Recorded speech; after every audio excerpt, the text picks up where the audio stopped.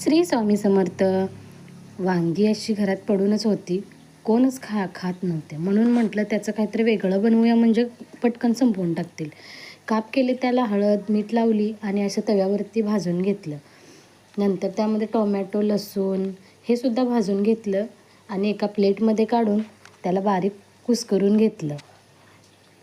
सगळं एकदम छान स्मॅश झाल्यानंतर बाजूला ठेवून दिलं व एकीकडे कांदा, कोथिंबीर, भाजलेल्या शेंगदाण्यांचा कूट घेतला. कढईमध्ये थोडं जास्तच तेल घातलं आणि त्यानंतर त्यामध्ये कांदा भाजला. कांदा पण भरपूर वापरलेला आहे, त्यामुळे टेस्ट चांगली येते. त्यामुळे कांदा भाजण्यासाठी थोडं मीठ घातलं, कोथिंबीर, लाल तिखट घातली आणि भाजलेल्या शेंगदाण्यांचा कूट घालून छान परतून घेतलं. त्यामध्ये आपण स्मॅश केलेलं वांगं आणि जे टोमॅटो होतं ना ते घातलं आणि एक छान वाफ काढली. बघा कशी तर्री आली आहे. एवढं छान लागतं ना, नाचणीच्या भाकरीबरोबर तर इतकं छान लागतं.